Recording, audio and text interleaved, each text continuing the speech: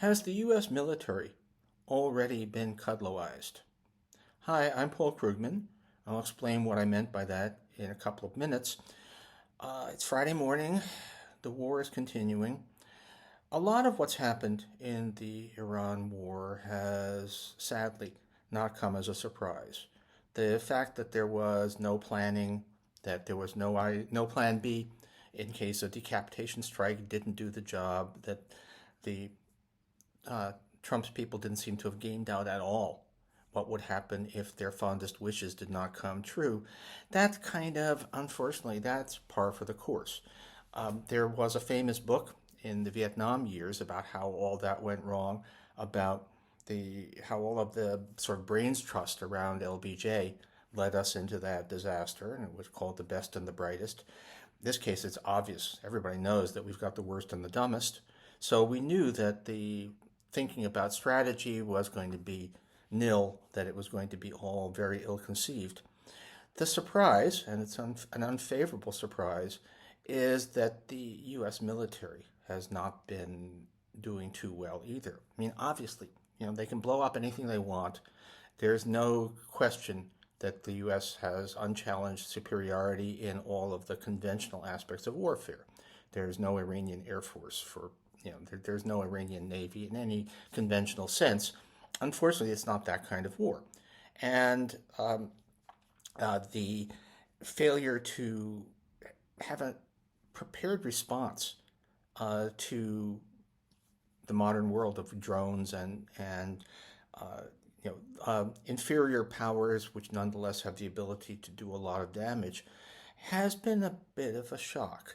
Now, admittedly, that is something that I think a lot of people who are amateur followers of military affairs were worried about. Watching developments in Ukraine, you couldn't help but wonder whether the U.S. military, with its emphasis on overwhelming force, with its historic superiority in technology, was actually ready for this new world of kind of democratized ability to inflict damage.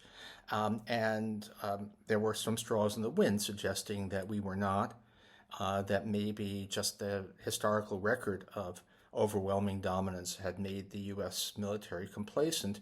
But it's still come as a shock to find that the defenses against that military U.S. bases in the region appear to be sort of completely unprotected, unhardened, that the U.S. went into this thing sending multi-million-dollar intercepts to shoot down multi-thousand-dollar drones.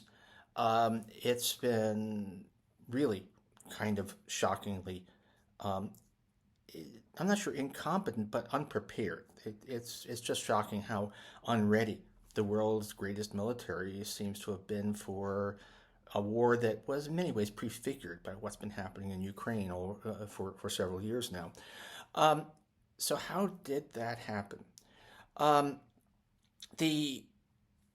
was motivated to do this video by a report in the New York Times about what Pete Hegseth has been doing to the military, about the passing over promotions for officers who happen to be black or female.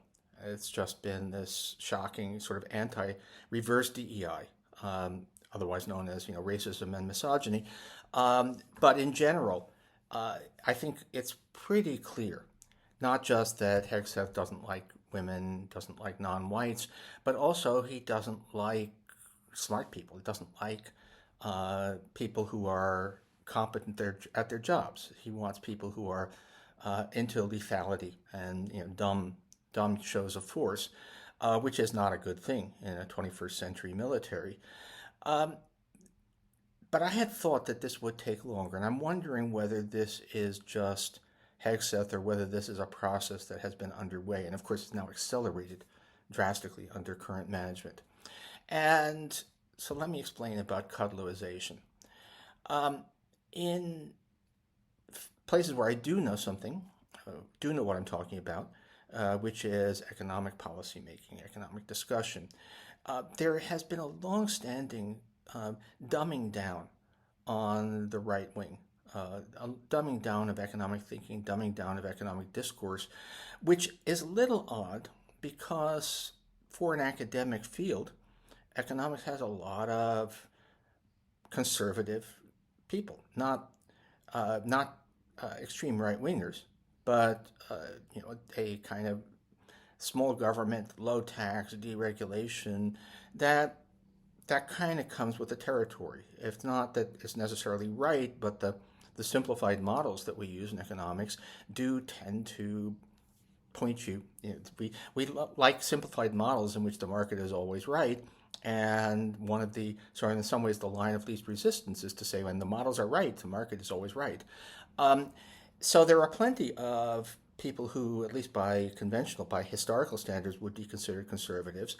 And some of them have spent, over the course of my professional lifetime, have spent a lot of time trying to be part of the Republican policy apparatus, have sought appointments in Republican administrations, but more and more, and totally in recent decades, have been frozen out. It turns out that the modern Republican Party doesn't want Greg Mankiw, something. They don't want moderately conservative, technically competent economists. They want people who have no idea what they're doing. They want ideologues, or even not even ideologues, but loyalists, people who will say whatever it is the party wants them to say. They want Larry Kudlow, Stephen Moore. They want the often wildly incompetent but reliable people who are reliable in part because they're incompetent.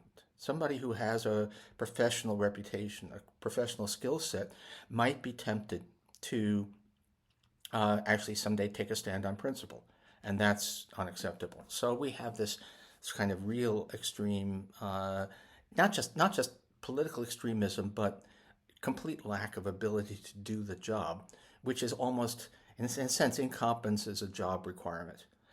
We're starting to wonder if that hasn't started to infect the military as well. Certainly the people that someone like Hegseth wants are people who believe in warrior ethos, who believe in lethality, who believe in muscles, in an age when war is largely waged by guys staring at video screens, and it's a technological war in which all of those things matter not at all. But anybody who is likely to think that is not this regime, this movement's kind of guy. Now, what worries me, how much damage could they have done in just 14 months? Well, maybe quite a lot, but it's also true. And when I talked with Phillips O'Brien a while back, he said that this rot has been underway for a while, that there's actually a kind of a MAGA-esque faction even within the professional officer corps. And we certainly seem to be seeing that. So it looks as if the worst and the dumbest are not just at the top of the political leadership. They're not just on the diplomacy and strategic policymaking end, but even in the cutting edge of the military. And it's terrifying. How are we supposed to... America as we knew it may just not exist, even in our military forces. On that happy thought, have a great day.